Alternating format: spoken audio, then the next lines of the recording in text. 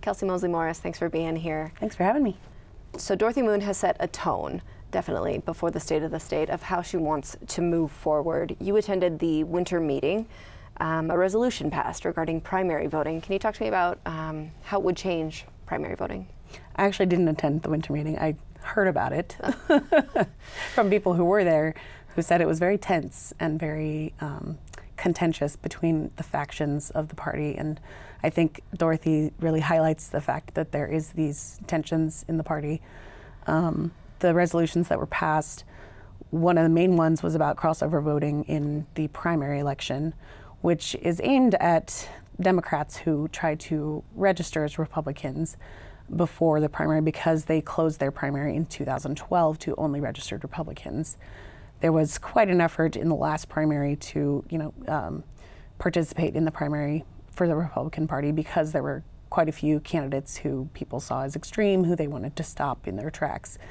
And a lot of the Republicans saw that as a problem they needed to remedy. There was a very lengthy proposal from former Representative Brandon Durst, who actually was a Democrat until about 2020, that would limit people from signing up as a Republican, registering as a Republican.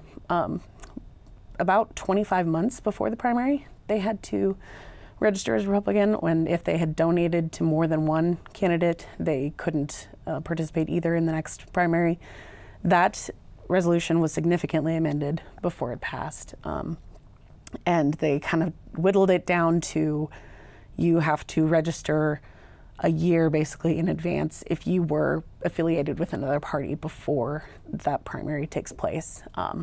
So it's a little bit complicated to explain, but if you were a Democrat as of like 2020 and you wanted to be in the Republican Party and register to vote in their primary for the 2022 primary, which was held in May, you would have to register as of, I believe, December 2021 to be able to do that.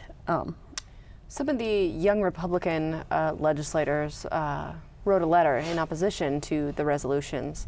Can you talk to me about that? Yeah, this was an effort to stop that proposal from going forward in the way that it was written.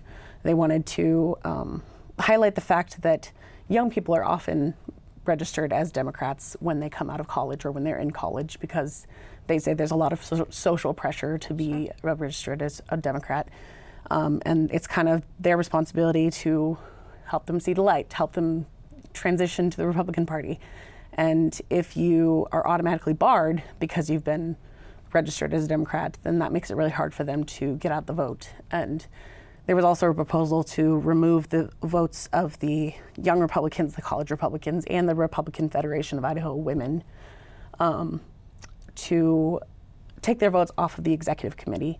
And so they really saw both of those proposals as directly aimed at young people, and they wanted to make sure that the Republican Party understood that if they did that, they would really be disenfranchising a huge segment of their party. The resolutions are not law, which Chairwoman Moon spoke to a little bit in the press conference she held.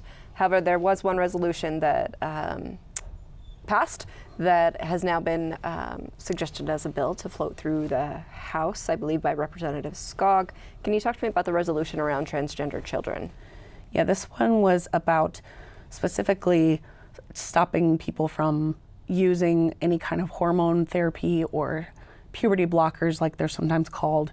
They called them cross-sex hormones. It's basically just hormonal therapy for anybody who wants to be, who's born male and wants to be female, or vice versa.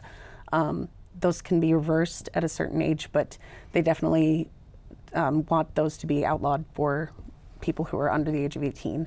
And also for any kind of surgical procedures to be prohibited and called, gender mutilation. So, what was your takeaway from the convention's Dorothy Moon's, I suppose, approach to some legislators who may disagree with her opinion? We have about 20 seconds left. It really calls into highlight the rift that is going on. There was the rape and incest exceptions that's in the platform, that they don't want that as part of the abortion law. And there was just a bill that wanted to do that, and they struck it down in the Senate. So I think it really highlights that that is an issue going Absolutely. forward. Kelsey Mosley Morris, Capital Sun, I appreciate your time. Thank you.